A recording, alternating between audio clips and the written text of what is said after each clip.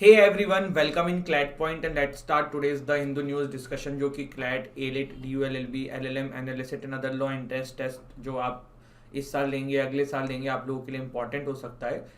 कल से क्लासेस जो हैं स्टूडियो से होंगी तो आज भी मैं आपको नहीं दिख रहा हूँ, तो थोड़ा काम चला लीजिएगा ऐसे। क्लैट पॉइंट आपको ऑफर करता है CLAT UG, CLAT PG, DULLB, NLSAT, AILET UG and PG के कोर्सेज आप इनमें इनरोल कर सकते हैं। डिस्क्रिप्शन में जाइए, हमारी ऐप डाउनलोड करिए, वहाँ से जो भी कोर्स आपको लेना है उसमें जाके आप इनको परचेस कर सकते हैं। डिस्क्रिप्शन में हमारा कॉन्टैक्ट डिटेल्स भी है, तो वहाँ पे कॉन्टैक्ट भी आप हमें करके जानकारी ले सकते हैं इन कोर्सेज के बारे में। आज मेरा क्विज का क्वेश्चन है कि वोटिंग एज एक ज़माने में 21 होती थी, उसको 18 कब किया गया था? तो ये मुझे कमेंट सेक्शन में बताइएगा। आज के जो एडिटोरियल हैं इसमें एक आर्टिकल यहाँ पे हम देखने वाले हैं, window for inter state collaboration to breathe easy, और बाकी यहाँ पे हिंदी इंग्लिश वाला आर्टिकल है जो हमने ऑलरेडी डिस्कस कर रखा है। इसके अलावा ऐसा कुछ खास आर्टिकल है नहीं। आगे बढ़े उससे पहले कुछ न्यूज़ देख लो जो बड़ी ट्रेंडिंग रही है। टेस्ला के सीईओ एलन मस्क ने ऑफर किया है ट्विटर को $43 बिलियन में खरीदने के लिए। तो देखिए, पैसा हो इंसान क्या नहीं कर सकता है। तो ट्विटर के ये पहले शेयर होल्डर हैं, बट अब ये कह रहे हैं कि मैं सबको पैसा दे के जो है मैं पूरा का पूरा कंपनी खुद खरीदना चाहता हूँ। इन्होंने इस तरीके की बात कही। इसके पीछे कारण ये है, इनका ऐसा कहना है कि जो ट्विटर का मेन पर्पस था वो अभी हो नहीं पा रहा है। काफ़ी सारे विचारधाराओं की वजह से ये चीज़ें चल नहीं पा रही हैं। तो एलन मस्क अगर ट्विटर के फाउंडर मतलब ओनर बन जाते हैं, सारा शेयर खरीद लेते हैं, तो हम ये भी एक्सपेक्ट कर सकते हैं कि भैया वो किसी की बात ना सुने, जो उनको करना हो वो करें ट्विटर पे। जिसको दिक्कत होगी फिर वो कहेंगे आप छोड़ दीजिए ट्विटर। क्योंकि जब आदमी के पास इतना पैसा रहता है तो फिर वो इन सब चीज़ों को नहीं मानता, इतने सब चीज़ों को नहीं सोचता है। आगे बढ़ते हैं, इसके बाद देखते हैं अगला आर्टिकल। एक न्यूज़ है जो कल पूरी ट्रेंडिंग रही। इतना समय मत वेस्ट किया करो यार। कुछ कुछ लोग जो हैं ये सब एक एक चीज़ों को पूरा PhD कर लेते हैं कि चलो रणवीर आलिया की शादी हुई है तो इसमें क्या क्या चीज़ें हो रही हैं, ये आ रहे हैं वो आ रहे हैं। इतनी वीडियोज़ हैं यूट्यूब पे, इंस्टाग्राम पे, मत देखा करो, टाइम वेस्टेज है। तो इनको शादी हुई है ये थोड़ा जान लो, इतना बहुत था जानने के लिए। A window for inter state collaboration to breathe easy. ये जो आर्टिकल है ना, बेसिकली देखो क्या कह रहा है। आपको एक टर्म पता होगी, स्टबल बर्निंग। देखो दिल्ली के अंदर ना बहुत ज़्यादा पोल्यूशन हो जाता है, स्मोक हो जाता है जब ठंड आने वाली होती है। और उसका जो मेजर कारण होता है कि पंजाब में जो क्रॉप्स का जो बचा हुआ स्टबल होता है उसको जला दिया जाता है किसानों के द्वारा। अब यहाँ पे देखिए बोला जा रहा है राइटर के द्वारा कि अब दिल्ली में भी आम आदमी पार्टी की सरकार है और पंजाब में भी आम आदमी पार्टी की सरकार है। पहले जो है अरविंद केजरीवाल जी पंजाब को बोल देते थे कि भैया उनकी वजह से ऐसा हो रहा है, अब तो दोनों की सरकार है वहीं पे। तो इससे फिर ये बात यहाँ पे राइटर कहने की कोशिश कर रही है कि अब दोनों को मिलकर ना सॉल्यूशन निकालना चाहिए चीज़ों का, आपस में बात करके और तरीके से जो स्टबल बर्निंग की प्रॉब्लम है ना इसे ख़त्म करके जैसे पॉल्यूशन कम हो। अभी देखो स्टबल बर्निंग जो है इसका सॉल्यूशन क्या है, क्या होता है, थोड़ा सा जान लो। It usually requires in the areas that use the combined harvesting method which leaves crop residue behind। तो जब जब देखो जब क्रॉप होती है ना, जब वो हो जाती है तब उसको निकालते हैं तो उसमें बहुत सारा चीज़ें बच जाता है। तो उसका क्या किया जाए, तो उस वेस्ट को जला दिया जाता है किसानों के द्वारा। और इसी वजह से दिल्ली में जो है ना बहुत ज़्यादा पोल्यूशन देखने को मिलता है, जिसको हम स्मोक भी बोलते हैं। अब कंबाइन हार्वेस्टिंग क्या होती है? कंबाइन हार्वेस्टिंग होती है जब combines are machines that harvest thresh that is separate the grain and also clean the separated grain at once. ठीक है, ये हाथ से नहीं हो रहा है, मशीन के थ्रू निकालने की कोशिश करी जा रही है। फिर जो स्टबल होता है फार्मर से किसी यूज़ का नहीं होता है। और उसके बाद जो चीपेस्ट सॉल्यूशन फार्मर्स को दिखता है कि उसको जला दिया जाता है। जो ये जलाने दिया जाता है, जो ये स्टबल बर्निंग करी जाती है, इससे क्या क्या प्रॉब्लम्स देखने को मिलती है? Global warming, emission of greenhouse gases, release of soot particles causing smoke, health hazards to human animals and birds, loss of biodiversity, loss of carbon, loss of soil fauna and fauna, deteriorate soil fertility, loss of plant nutrients biodiversity। तो ये कुछ residue burning के जो है समस्या देखने को मिलती है हमारे देश के अंदर। फार्मर जो हैं वो रेजिड्यू बर्निंग का जो प्रॉब्लम है इसे कैसे सॉल्व कर सकते हैं, कैसे स्टबल बर्निंग की जगह जो है वो काम कर सकते हैं।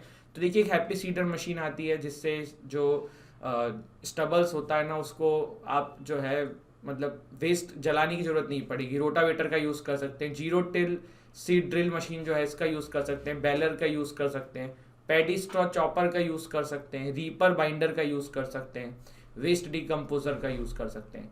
तो दीज आर सम मेथड जो यूज़ किया जा सकता है किसानों के द्वारा इंस्टेड ऑफ स्टबल बर्निंग।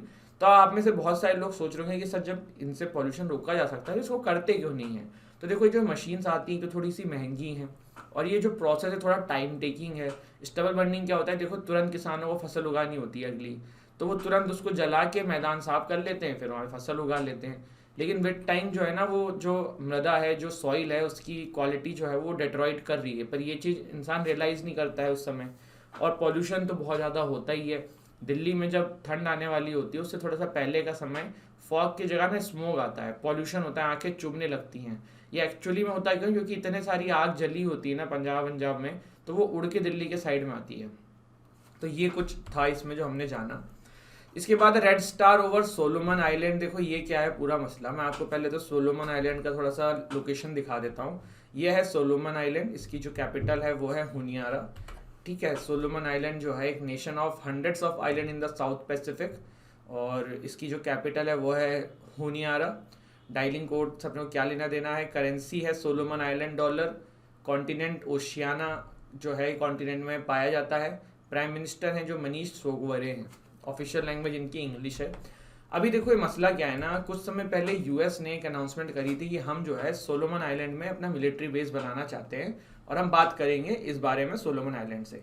अब यूएस आया तो उसका दुश्मन सबसे पहले आएगा ही, तो चाइना भी जो है वो कूद के सोलोमन आइलैंड पहुंच गया, और वो यूएस के इस डील को ख़राब करने के लिए सोलोमन आइलैंड से बात करने लगा कि आप हमें हमारा मिलिट्री बेस आपके यहाँ बनाने देना दीजिए। तो अभी जो है ये 99% तो तय है कि चाइना का मिलिट्री बेस अब वहाँ पे बनेगा, और जो कोशिश जो यूएस कर रहा था वो चाइना ने यहाँ पे जीत ली है। तो the social media leak of the draft security cooperation document between China and Solomon island has created huge controversy as it has the potential to disturb the established security mechanism in the South Pacific region.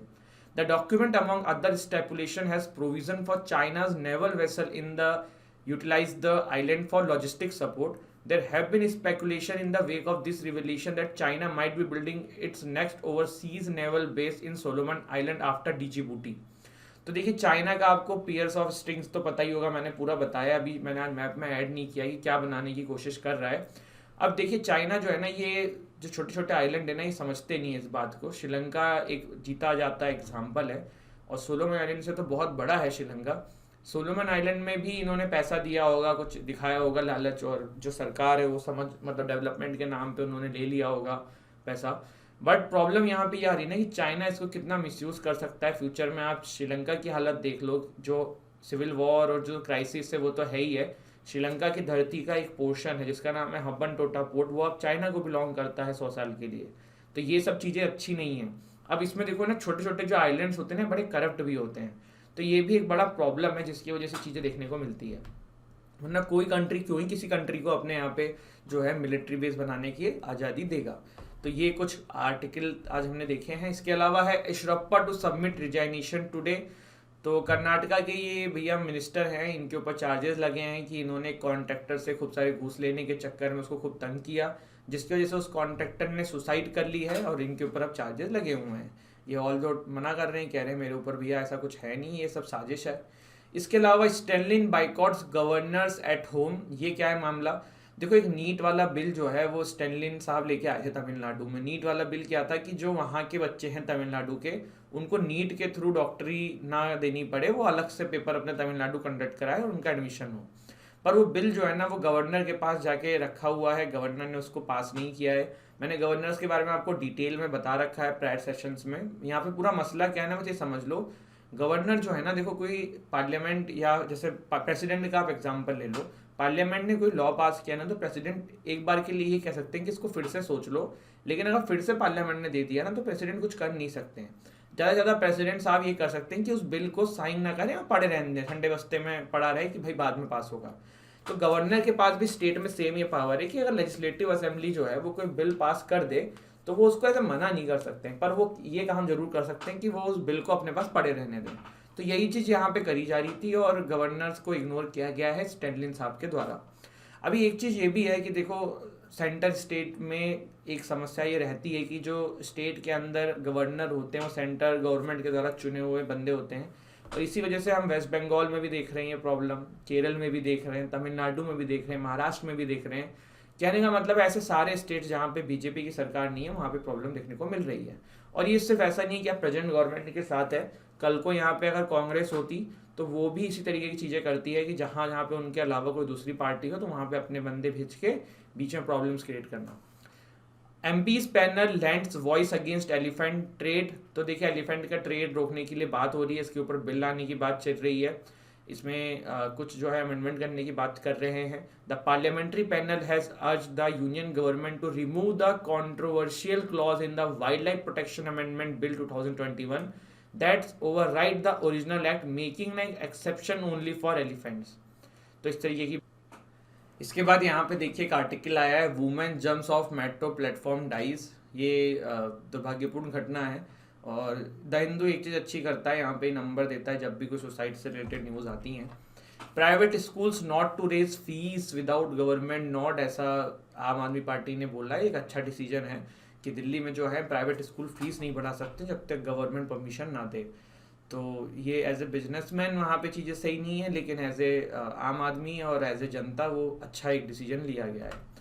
इसको थोड़ा सा ना coaching industry पे भी लगाना चाहिए। ये जो कोचिंग इंडस्ट्रीज़ है ना, दिल्ली की एक बहुत प्रोमिनेंट जुडिशरी की कोचिंग है, मैं अभी नाम नहीं लेना चाहता हूँ। बहुत प्रोमिनेंट टीचर हैं, बहुत अच्छे टीचर हैं, बहुत अच्छा पढ़ाते भी हैं। बट उनका ऐसा है कि हर साल ना अपनी फ़ीस को जो है वो 20,000 रुपये बढ़ा देते हैं। इस साल उन्होंने जुडिशरी की जो कोचिंग की फ़ीस है वो 2,80,000 रख दिया है। किसी भी एंगल से ना ये फीस जायज़ नहीं है और इस तरीके की चीज़ों पे भी पाबंदी लगानी चाहिए, जो बात है साफ। Levi Strauss wins trademark infringement battle in Delhi high court. तो ये देखो यार, ऐसा करके सेम जो लेवी है हमारी जो कंपनी है, लेवाइसी है शायद, लेवी है ना, तो वो ऐसा तरीके का स्टिचिंग करती थी, किसी ने उनको कॉपी करी तो ट्रेडमार्क जीत गए, 4 लाख रुपए मिल गए भैया। ठीक है, तो ये आज का हमारा आर्टिकल्स थे जो हमने देखे। आई होप आपको सेशन अच्छा लगा हो। वीडियो अच्छी लगी हो तो वीडियो को लाइक करिएगा, चैनल को शेयर करिएगा, चैनल को सब्सक्राइब करिएगा। जय हिंद, जय। Hey everyone, welcome to CLAT point. आज हम डिस्कस करने वाले हैं, सेंट्रल गवर्नमेंट ने अभी एक अनाउंसमेंट करी है जिसमें उन्होंने कहा है कि हम आफ्सपा को काफी सारी जगहों से हटाने वाले हैं। कुछ समय पहले नागालैंड में घटना घटी थी जिसमें आपने ये चीज देखी थी कि एक डिमांड उठी थी कि आफ्सपा को हटा लिया जाए। तो फिलहाल जो अभी सेंट्रल गवर्नमेंट ने अनाउंसमेंट करी है उसमें आप इस मैप को देखिएगा। ये नॉर्थ ईस्ट मैप है, हमारे नॉर्थ ईस्ट इंडिया का मैप है। इसमें जो पीच कलर से एरियाज हैं वहां पे आफ्सपा को पार्शियली लिफ्ट किया गया है। जो लाइट पर्पल कलर में यहां से फुली आफ्सपा जो है हटा दी गई है और जो डार्क पर्पल में है वहां पे अभी भी आफ्सपा है। आज के इस सेशन में हम आफ्सपा के बारे में जानेंगे, थोड़ा सा इसका इतिहास जानेंगे, थोड़ा सा ये जानेंगे कि क्या इसके प्रोज हैं, क्या इसके कॉन्स हैं और कुछ सुप्रीम कोर्ट ने इस पे क्या कह रखा है। ठीक है, तो थोड़ा सा को देखने की कोशिश करते हैं। सबसे पहले देखिए, ब्रिटिश जमाने का ये कानून है, क्विट इंडिया मूवमेंट के दौरान आया था। बाद में इसका नाम जो है वो चेंज करके armed force special power act कर दिया गया था 1958 के अंदर।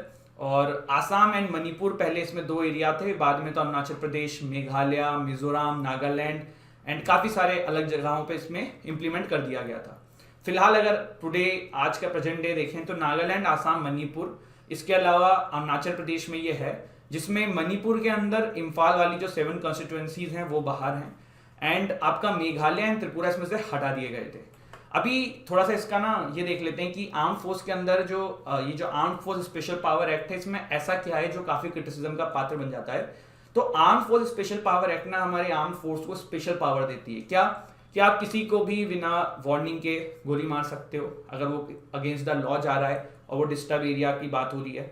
अगर कोई बंदा आपको लगता है उसको अरेस्ट करना है तो विदाउट वारंट कर सकते हो। आप बिना किसी के व्हीकल को मतलब किसी ना किसी कारण अगर आपको लगता है कि हाँ आपको जरूरत है तो आप उसको स्टॉप करके सीज कर सकते हो। इसके अलावा आर्म फोर्स के जो पर्सनल है ना उनको लीगल इम्यूनिटी भी मिलती है अपने एक्शंस के ऊपर। अगर आप उन्होंने कुछ किया आप उसके अगेंस्ट में केस फाइल नहीं कर सकते until and unless central government sanction कर दे। सुप्रीम कोर्ट के इसके ऊपर क्या व्यूज रहे, तो सुप्रीम कोर्ट ने पास्ट में इसको सही बताया है, संवैधानिक बताया है। 1998 का जजमेंट है सुप्रीम कोर्ट का जो बात करता है इसके बारे में, Naga people's movement of human right versus union of India. Criticism of AFSPA क्या है, तो सबसे पहली चीज तो ह्यूमन राइट का वायलेशन करता है। एक बहुत ही फेमस इसमें केस है थांगजम मनोरमा जी का। ऐसे आरोप लगे हैं आसाम राइफल्स के ऊपर कि 2004 के अंदर उन्होंने इनको अरेस्ट किया था, इनका रेप किया था और फिर इनको मार डाला था। इस तरीके की चीजें इनके ऊपर लगे हैं आरोप।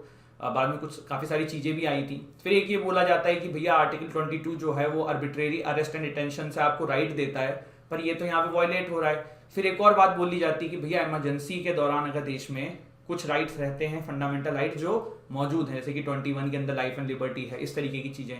बट जहां पे आसपा लगा होता है वहां पे तो ये भी नहीं है, तो ये किस तरीके का जस्टिस है। तो ये सारी कुछ बातें हैं जो क्रिटिसिज्म में आसपा को डालती रहती हैं। अभी इसके प्रति ना कुछ कमिटीज़ भी बनाई गई थी, जिसमें एक जीवन रेड्डी कमेटी काफ़ी फेमस है, जो थकजम मनोरमा जी हैं, उनके बाद इसको बनाया गया था। और उसमें भी यहाँ पे यही पाया गया कि आर्म फोर्स को रिपील करने की ज़रूरत है और इट शुड बी चेंज, अगर कुछ को रखना भी है तो फिलहाल जो प्रोविजंस हैं वो गलत हैं। संतोष हेगड़े कमेटी ने भी यही पाया, इन्होंने इसमें जो है 2013 में एक कमेटी बनी थी सुप्रीम कोर्ट के जज संतोष हेगड़े जी के अंडर में, 1528 लोगों की एनकाउंटर की इसमें जांच हुई होने के लिए इसको बनाया गया था, जो 1929 के बाद करे गए थे। इसमें काफ़ी सारे केसेस इन्होंने देखा जो फेक इनको लगे थे और चेंज करने की बात करी थी इस पर्टिकुलर लॉ को। अभी कुछ लोग इसके फेवर में भी हैं, फेवर में जो हैं वो सबसे पहली चीज़ तो ये बोलते हैं कि भैया मिलिटेंसी है, ये सच्चाई है, and India is in war, under militancy वाला चीज़ जो इंटरनल वॉर है वो है। तो वहाँ पे अगर आपको जीतना है, वहाँ पे अगर आर्म फोर्स को प्रॉपरली काम करना है तो उनको पावर देनी पड़ेगी। दूसरा है कि law and order disturb areas में मेंटेन रखना बड़ा मुश्किल हो जाता है, तो वहाँ पे ये बहुत ही क्रूशल पावर्स हैं जो उनके पास हैं, जरूरी हैं। और वही कहते हैं ना कि एक मछली जो है वो कुछ गलत कर भी रही है तो बाकी सारी मछलियाँ तो नहीं कर रही है ना। तो मतलब कहने का मतलब ये कि भैया कोई एक इंसान ने गलत कर दिया पर पिक्चर एट अ लार्ज देखो तो ज़्यादा फायदा ही हो रहा है। एक सबसे इंपॉर्टेंट चीज़ जो इसमें आती है वो ये आती है कि आर्म फोर्स जो है काफ़ी समय से इन मिलिटेंसियों के अगेंस्ट में लड़ाई कर रहे हैं, इन इंसर्जेंट्स के अगेंस्ट में लड़ाई कर रहे हैं। काफ़ी सारे आर्म फोर्स की जनता ने इसमें जो है अपनी जान को गंवाया भी है। अब आप जो है इस तरीके की काम कर दोगे कि आसपा को हटा दोगे तो ये तो उनका डिसरिस्पेक्ट है और फिर आर्म फोर्स का ही मनोबल टूट जाएगा। तो ये कुछ इसके बाद जो है वो फेवर में करी जाती है। तो बात ये कि इसमें क्रिटिसिज्म फेवर आप अपने हिसाब से सोच सकते हैं। संतोष हेगड़े कमेटी का ध्यान रखिएगा, जीवन रेड्डी कमेटी का ध्यान रखिएगा। क्रिटिसिज्म बता ही दिया, सुप्रीम कोर्ट का व्यू बता दिया मैंने, इतिहास बता दिया, फिलहाल क्या हुआ ये भी बता दिया। एंड कल से जो है हमारा हिंदू सेशन स्टार्ट कर देंगे।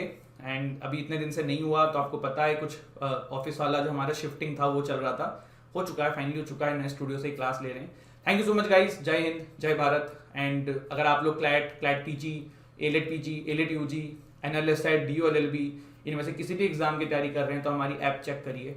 There are lot of mocks and courses available, you can enroll in it. जय हिंद, जय भारत।